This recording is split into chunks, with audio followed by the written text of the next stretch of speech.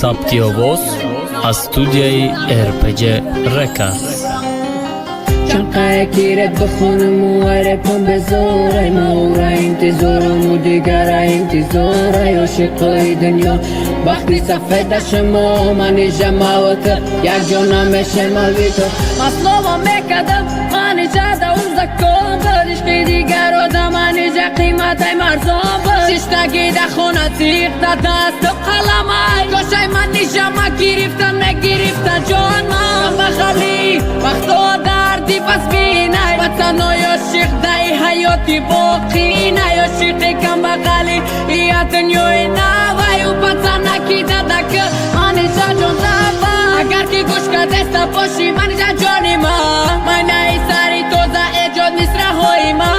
بوی مای دچه اوه بوی حرام دو سال پیش و روز بکردی تو برام کشی لوکا کی غاف ماشینه کی بلند تا پیشی ماشین منی جا جان سر بلند آهول بگید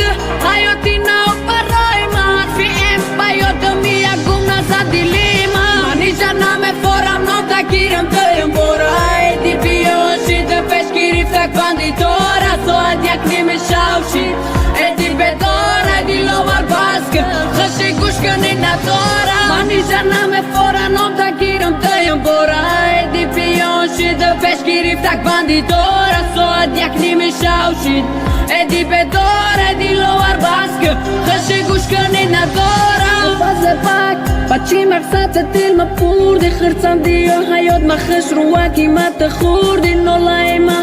صدام تا تاجیکستان نوحی ما میگیرد آخی مبریت حرام میسرانه سایده سرم خوشه دول یک دبارم ما گفتم منی جا اوینده بشم سرم آهول بگیده حیاتی نو برای ما حرفی ای بیادم یا گم نزد دلی ما آهول بگیده حیاتی نو برای ما حرفی ام بیاد میگه گم نزن دلی ما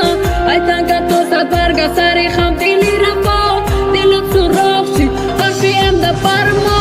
چقه نخونم دردی تو ازامتا چی بکی خاکستری سوخته گیره بادنتا یادی تا دلی ما موندگی خاطیره یادی عشقی تو کم روز ای دنیا میبرم منی جا نمیفورم نام تا گیرم دایم برای دی بیاشی ده پیش گرفتک بندی داره ساعت یک نیمه شوشید ایدی بداره دی لوار باسک خشی گوش کنی نداره